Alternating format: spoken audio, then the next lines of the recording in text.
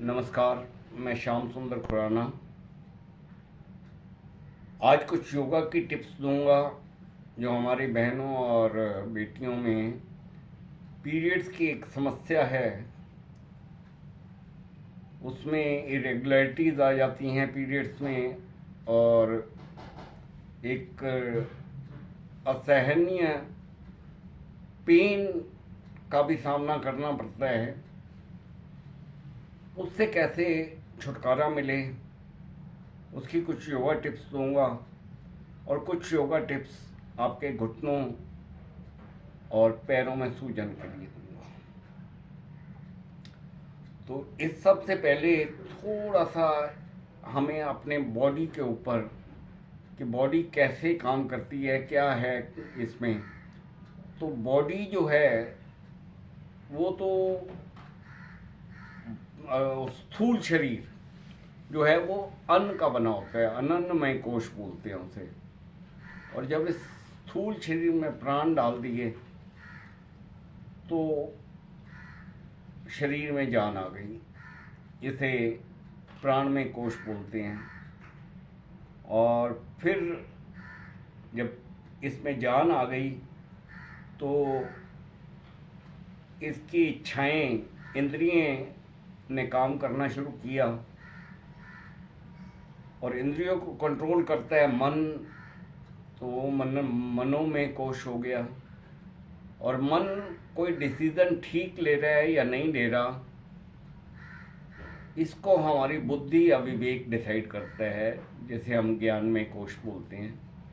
एक छोटा सा इंट्रोडक्शन दे रहा हूँ कि हमारी बॉडी कैसे काम करती है। तो प्राण जो हैं वो हमारे ऋषि मुनियों ने पहचाने हैं कि प्राण तत्व जो है वो हमारे पूरे शरीर में घूम रहा है। और ये घूम रहा है हमारी 72,000 नाड़ियों में। नाड़ियों में अगर प्राण शक्ति जो है वो स्मूथ एक फ्लो है उनका, तो हमारा शरीर बिल्कुल स्वस्थ है। पर जहाँ पे भी नाड़ियों में अवरोध आ गए और प्राण शक्ति को फ्लो करने में डिस्टरबेंस आ गई, तो जहाँ जहाँ पे डिस्टरबेंस आई वहाँ वहाँ प्रॉब्लम शुरू हो जाएगी। हम कहते हैं कि हमारे चक्रास जो हैं वो प्योरीफाई होने चाहिए। तो चक्रास भी नाड़ियों के एक समूह को ही चक्रास बोला जाता है। रीढ़ की हड्डी के सबसे नीचे में मूलाधार चक्र, उसके ऊपर स्वाधिष्ठान चक्र, उसके ऊपर नाभि चक्र, उसके ऊपर अनहद चक्र जो हमारे हृदय वगैरह को हृदय चक्र भी बोलते हैं, हृदय और फेफड़ों को कंट्रोल करता है। उसके बाद विशुद्धि चक्र गले में जो हमारे थायराइड वगैरह को कंट्रोल करता है। उसके बाद यहाँ माथे में आज्ञा चक्र, और ये सहस्त्र में सहस्त्र चक्र। तो ये चक्र सारे प्यूरिफाई हो जाएं तो बॉडी बिल्कुल फिट हो जाती है। अब पूरी बॉडी में 72,000 नाड़ियाँ हैं। कहीं ना कहीं प्रॉब्लम आती है, नाड़ियाँ बंद हो जाती हैं, प्राण शक्ति का फ्लो हो नहीं सकता, तो प्रॉब्लम आ जाती है। तो उसके लिए हमारे ऋषि मुनियों ने घोर तपस्या करके प्राणायाम बनाए। और प्राणायाम तो जो मेन बने हैं वो 4 ही बने हैं। सांस को अंदर लेना, सांस को बाहर छोड़ना, सांस को बाहर छोड़ के बाहर रोकना, और सांस को अंदर भर के अंदर रोकना। ये 4 प्राणायाम हैं। फिर उसके बाद उसमें मॉडिफिकेशन आती रही। तो इनमें सबसे जो अद्भुत प्राणायाम है, जो सबसे राजा प्राणायाम जिसको बोला जाता है, वो है अनुलोम विलोम। अनुलोम विलोम नासिकाओं अल्टरनेट नॉस्ट्रल ब्रीदिंग कहती हैं, जिसको हमने लेफ्ट साइड से शुरू करना है। लेफ्ट से सांस को लेना है, फिर राइट से छोड़ना है, फिर राइट से लेना है और लेफ्ट से छोड़ना है। This is the only way. यही एक तरीका है कि हमारे प्राण जो हैं इन नासिकाओं द्वारा भीतर जाते हैं। लेफ्ट नॉस्ट्रल से अगर सांस लेते हैं तो उससे ईड़ा नाड़ी या चंद्र नाड़ी जिसमें ठंडक होती है, शीतलता होती है, और राइट नॉस्ट्रल से जब हम सांस लेते हैं तो उसे पिंगला नाड़ी, सूर्य नाड़ी, जिसमें एनर्जी रहती है, एक तेज रहता है सूर्य की तरह, इसलिए उसे सूर्य नाड़ी भी बोला जाता है। तो अनुलोम विलोम, उसके बाद एक मेन 3 मुख्य नाड़ियां हैं, ईड़ा, पिंगला और सुषुम्ना। और सुषुम्ना रीढ़ की हड्डी के सेंटर में होती है। उसके बाद इनकी ब्रांचेज हैं जो 72 हैं और डिफरेंट पूरी बॉडी के पार्ट्स में जा रहे हैं ये प्राण उसके थ्रू। उसके बाद जब ये अवरोध आ जाते हैं तो उसमें एक प्राणायाम है जो अनुलोम विलोम के जैसा ही है, जैसे नाड़ी शोधक प्राणायाम बोलते हैं। अगर नाड़ी शोधक प्राणायाम रोज कर लिया जाए, 10 साइकिल भी की जाए, तो बहुत आपको लाभ मिलेगा इसका। अब हम थोड़ा सा साइंटिफिक चलते हैं। कुछ भी प्रॉब्लम जो आती है तो हमारे ब्रेन से जो नर्व निकल रही हैं उसमें एक नर्व है जिसको कहते हैं वेगस नर्व, जो ब्रेन से सीधी लंग्स, हार्ट होती हुई गट्स में, एब्डोमेन में गट्स को कंट्रोल करती है, हमारे कोलोन को, हमारी स्मॉल इंटेस्टाइन को, स्टमक को, हमारे किडनीज को, हमारे लीवर को, गॉल ब्लैडर को, पेंक्रियाज को, स्प्लीन को, प्रोस्टेट ग्लैंड को, इन सब को कंट्रोल करती है वो वेगस नर्व। अब वेगस नर्व को जानने से पहले ये देखें कि हमारे नर्वस सिस्टम के 2 पार्ट हैं, एक सिंपैथिक नर्वस सिस्टम, एक parasympathetic nervous system. Parasympathetic nervous system वो होता है जो अपने आप डे एंड नाइट, आप जाग रहे हो, सो रहे हो, अपने आप काम कर रहा है। फॉर एग्जाम्पल, हमारा दिल अपने आप धड़कता रहता है, हम सो रहे हैं, जाग रहे हैं, रेस्ट कर रहे हैं, कहीं जा रहे हैं, आ रहे हैं, अपने आप उसने धड़कना ही धड़कना है। That is called parasympathetic nervous system. हमारे लंग्स ने सांस हर पल लेना ही लेना है, वो अपने आप सांस को ले रहा है और बाहर छोड़ रहा है, ले रहा है और बाहर छोड़ रहा है, ये अपने आप चल रहा है। That is called parasympathetic. उसी तरह हमारा लीवर भी अपना काम कर रहा है, एंजाइम्स बना रहा है, हमारे किडनी ब्लड को प्योरीफाई कर रहा है, और वो अपने आप जो कर रहा है ना, उसके लिए हमें सोचने की भी जरूरत नहीं।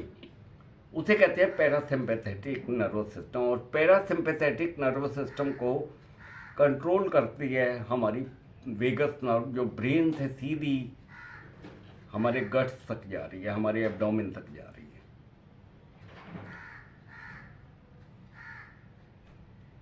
अब वेगस नर्व में अगर प्रॉब्लम आ जाए तो कहीं ना कहीं प्रॉब्लम आ जाएगी। अगर वो हार्ट में आ गई तो हार्ट डिजीज बन जाएगी, अगर वो लंग्स में आ गई तो लंग्स डिजीज बन जाएगी, क्योंकि इन सब ने अपने आप काम करना है। इसके लिए आपने कोई अलग से एफर्ट्स नहीं करने काम करने के लिए। तो पैरासिम्पैथेटिक नर्वस सिस्टम अपने आप काम कर रहा है, ऑटोनोमस बॉडी है, ये ऑटोनोमस नर्वस सिस्टम है, अपने आप कर रहा है। उसी तरह जो महिलाओं को, जो हमारे बहनों और बेटियों को पीरियड्स जो होते हैं, वो भी एक नेचुरल प्रोसेस है, वो भी अपने आप ही काम करता है। हर महीने में मतलब कि 30 से 35 दिन के बीच में वो पीरियड्स आने ही हैं, वो ऑटोमेटिकली अपने आप होता रहेगा। अब वो पीरियड्स जो आने हैं उसमें प्रॉब्लम कहाँ आती है? प्रॉब्लम आती है कि जब यूट्रस के अंदर 30 दिन या 35 दिन के बाद जब वो एक झिर्री सी होती है जो हटती है, नीचे की तरफ आती है, तो उसमें से ब्लड पास होता है। अब झिरी नीचे की तरफ जब आती है तो उसमें एक प्रोस्टोग्लैडाइन प्रोस्टोग्लैडाइन वो एक फ्लूइड है, हार्मोन्स है, वो सिक्रीट होता है। और वही हमारे जो यूट्रस के मसल्स हैं उसमें कॉन्ट्रैक्ट कंट्रैक्शन कॉन्ट्रैक्ट करता है उन मसल्स को, जिससे वो ब्लड बाहर आता है। वो कॉन्ट्रैक्शन की वजह से वहाँ पे पेन होता है, और कई बार वो पेन बहुत असहनीय हो जाता है, जिससे बर्दाश्त करना मुश्किल हो जाता है। अब उसके लिए प्रॉब्लम आ गई है हमारी वेगस नर्व के अंदर, और वेगस नर्व को अगर हमने ठीक कर लिया तो प्रॉब्लम अपने आप वो सॉल्व हो जाएगी। अब हार्ट की प्रॉब्लम आ जाए तब भी वेगस नर्व की प्रॉब्लम है, उसी को ही स्टिमुलेट करना होता है। तो वेगस नर्व को स्टिमुलेट करने के लिए कुछ प्राणायाम हैं। सबसे पहले तो ओम का उच्चारण है, जो मैं लेडीज को पीरियड्स के दौरान बिल्कुल नहीं करना, ओम का उच्चारण। और क्योंकि ओम के उच्चारण में बहुत ज़्यादा शक्ति है, बहुत ज़्यादा। ये हमारे यहाँ से वाइब्रेशन शुरू होती हैं, छाती और माइंड, दिमाग तक जाती हैं वाइब्रेशंस। क्योंकि वाइब्रेशंस में एनर्जी बहुत ज़्यादा है, तो ये आपके पीरियड्स को भी डिस्टर्ब करेगा ओम का उच्चारण। तो इसलिए पीरियड्स के दौरान तो ओम का उच्चारण बिल्कुल नहीं करना। पर अगर पीरियड्स नहीं है तो महिलाएं सिर्फ 5-7 मिनट ही ओम का उच्चारण करें, ज़्यादा ना करें। या जो जिनका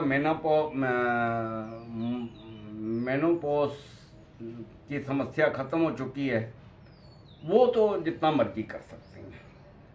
पर जिनको अभी यंग हैं और गर्भ धारण करना है, तो उनको नहीं करना चाहिए ज़्यादा, 5-7 मिनट से ज़्यादा नहीं करना चाहिए। अब ओम के उच्चारण से वेगस नर्व तो स्टिमुलेट होती है। और दूसरा प्राणायाम है अनुलोम विलोम। अगर मेनोपॉज की समस्या है, पेन ज़्यादा होता है, तो आप पीरियड के दौरान भी अनुलोम विलोम कर सकते हैं। और इसे लगभग 15 मिनट तो ज़रूर करना चाहिए रोज़ सुबह। इसको करना कैसे है? बिल्कुल स्ट्रेट, ये कमर जो है बिल्कुल स्ट्रेट होनी चाहिए, और एक राइट हैंड को लेना है, राइट हैंड से ये ऐसे बंद करना है राइट नॉस्ट्रिल को, और लेफ्ट नॉस्ट्रिल से सांस को लेना है ऐसे आंखें बंद करके, साउंडलेस ब्रीदिंग एकदम, और जितना गहरा ले सकें। राइट से बाहर छोड़ देना है और लंबा छोड़ना है, फिर राइट से ही लेना है,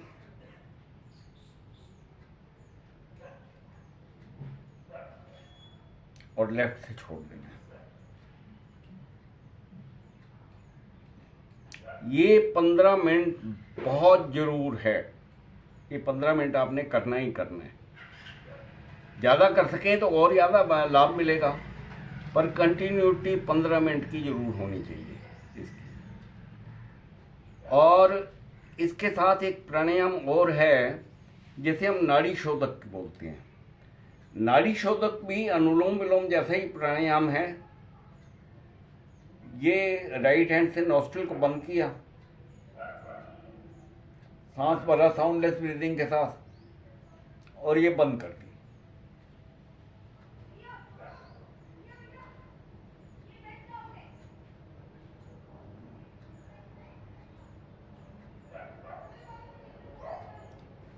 थोड़ी देर बंद करने के बाद यहाँ से छोड़ दी, फिर यहीं से राइट नॉस्ट्रिल से ही सांस को लेना है, फिर बंद कर देना है।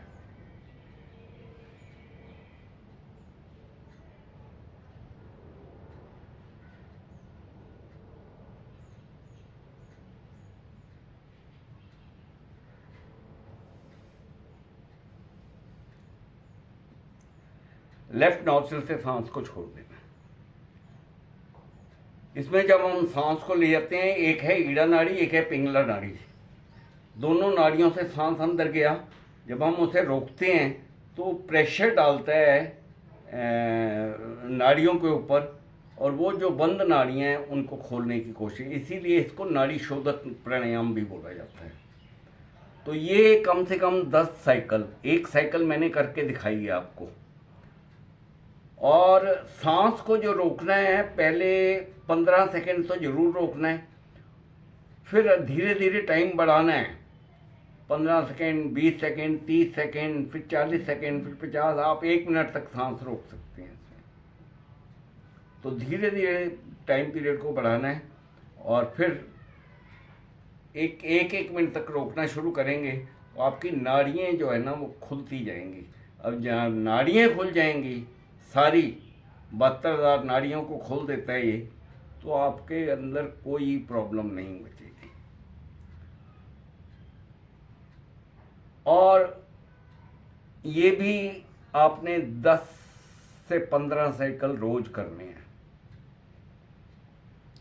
और थर्ड है भ्रामरी। भ्रामरी प्राणायाम बहुत बढ़िया है वेगस नर्व को स्टिमुलेट करने के लिए।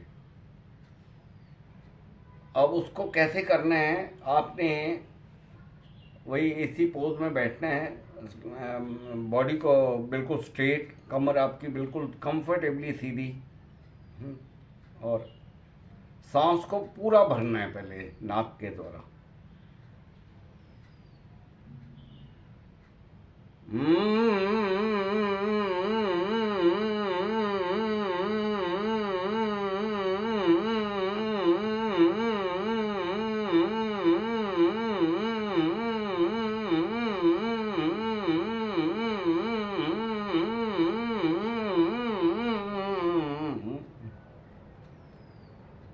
जितना टाइम भरने में लगा है उससे दोगुना टाइम छोड़ने में लगना चाहिए।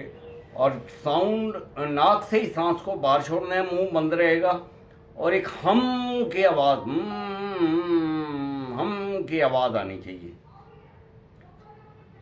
ये सबसे बढ़िया प्राणायाम है वेगस नर्व को स्टिमुलेट करने के। अगर एक बार वेगस नर्व आपकी स्टिमुलेट हो गई तो यहाँ से लेके यहाँ, मतलब कि थायराइड से लेके यहाँ तक की कोई बीमारी आपके अंदर नहीं रहेगी, क्योंकि वेगस नर्व सबको कंट्रोल करती है। आपके थायराइड को भी कंट्रोल करती है, आपके लंग्स को भी कंट्रोल करती है, आपके हार्ट बीट को भी कंट्रोल करती है, आपके एब्डोमेन में जितने भी पार्ट्स हैं, चाहे वो कोलोन हो, चाहे वो स्मॉल इंटेस्टाइन हो, चाहे वो लीवर हो, चाहे वो गॉल ब्लैडर हो, किडनीज हो, एड्रीनल ग्लैंड्स हों, इन सब को, आपके यूट्रस को, प्रोस्टेट ग्लैंड को, ओवरीज को, ये सब को कंट्रोल करती है, सबको कंट्रोल करती हैं। और वेगस नर्व एक बार एक्टिवेट हो गई तो कोई दिक्कत नहीं है। फिर मोस्टली बीमारियां इसी से ही खत्म हो जाएंगी। और ये तो हो गया आपके उसके लिए। उसके साथ कुछ आसन्स भी आपने करने हैं जो पीरियड्स के लिए करने हैं। एक तो आपने वज्रासन में 5 मिनट जरूर बैठना है, या फिर आप वज्रासन में ही इसको कर सकते हैं। वज्रासन में 5 मिनट बैठ के वज्रासन में भी ये प्राणायाम आप कर सकते हैं। वज्रासन में बैठेंगे तो पूरा आपके यहाँ पे जोर पड़ेगा और ये पिंडलियाँ भी आपकी खुलनी शुरू हो जाएंगी। और 5 मिनट आंखें बंद करके हाथों को ऐसे रखना है, ये देख लो, हाथों को ऐसे सीधा, कमर बिल्कुल सीधी हो जाएगी और 5 मिनट तक ऐसे।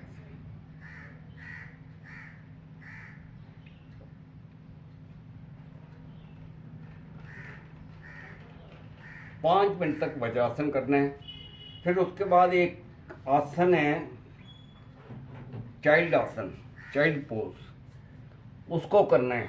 उससे क्या है कि जो पेन और पीरियड्स में जो प्रॉब्लम्स आती हैं, मूड स्विंग होता है, तो उससे राहत पाने के लिए ये चाइल्ड पोज देखो, ये बटक्स जो हैं ये यहाँ पे आपके ये जैसे ये मैं आपको दिखा देता हूँ, ये ऐसे बैठना है आपने, इस पे एड़ियाँ बाहर की तरफ, पंजे मिले हुए, और इस पे बैठ जाना यूँ। और ऐसे बैठ के जब आप ये करेंगे चाइल्ड पोज, तो ये दोनों हाथ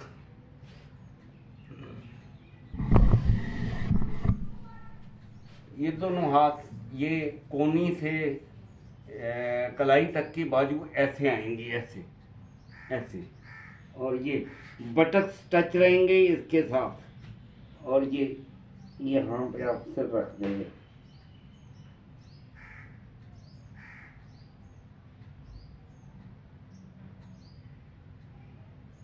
ऐसे 1 मिनट, 2 मिनट, फिर 5 मिनट तक आप रुक सकते हैं। और तीसरा है भद्रासन। भद्रासन में क्या करना है, आपने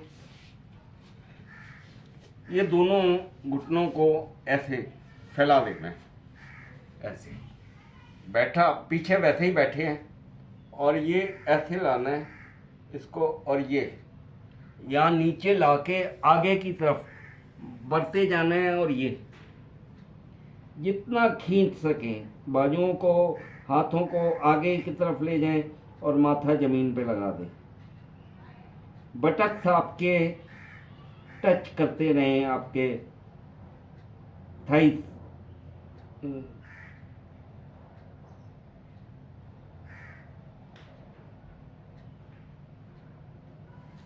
इसको भी 1-1 मिनट रुक के 3 बार अवश्य करना है। ये पीरियड्स के लिए मैं बता रहा हूँ। और एक है सेतुबंध आसन। सेतुबंध आसन क्या है, कैसे करना है, ये ऐसे लेटे,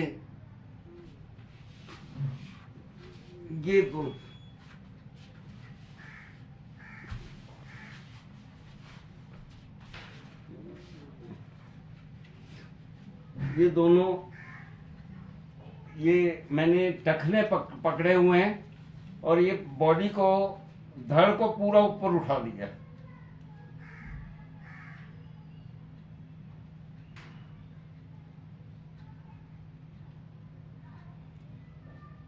जितनी देर आपसे रहा जाए उतनी देर रहना है। इसे सेतुबंध आसन कहते हैं। एक बार किया, फिर दोबारा कर लिया।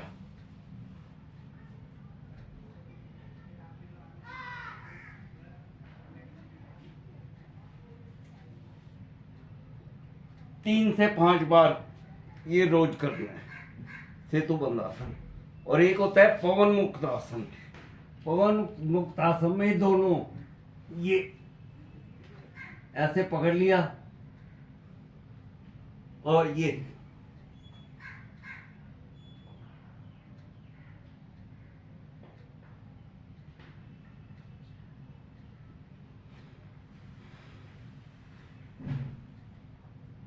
हो गया पवन मुक्त आसन। ये भी 3 से 5 बार रोज करना है। और उसके बाद एक करना है धनुरासन।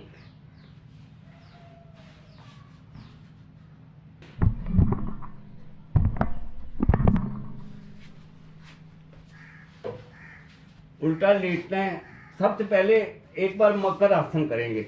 ये बायां हाथ नीचे, दायां ऊपर, और यहाँ पे सिर ऐसे रख देना है। ये देखो, मैं आपको ये बस सिर यहाँ रख देना है। ये रेस्टिंग पोजीशन होती है। 2 मिनट, 3 मिनट, 4 मिनट, जितनी देर हो सके उतनी देर करना है।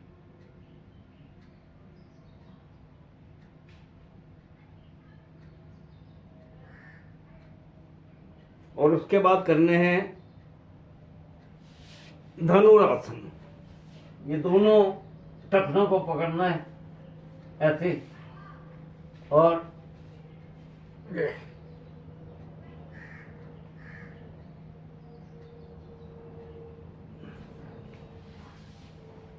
जितना खींच सके खींचना है। 2 से 3 बार धनुरासन भी रोज करना है। ये तो कुछ आसन मैंने बताए जिससे आपके पीरियड्स की जो इरेगुलरिटीज है वो बिल्कुल ख़त्म हो जाएगी। आपका 1 रुपया नहीं लगेगा। डॉक्टरों के पास जाके पैसे देने से अच्छा है कि 1 रुपया नहीं, घर में अपना रोज आधा पौना घंटा किया और you will get the relief. अब थोड़ा सा घुटनों के बारे में बता रहा हूँ। घुटनों के बारे में वीडियो लंबी हो जाएगी। घुटनों के दोबारा एक वीडियो बनाऊंगा, उसमें बता दूंगा। अगर आपको ये वीडियो पसंद आई है तो आप इसे लाइक और सब्सक्राइब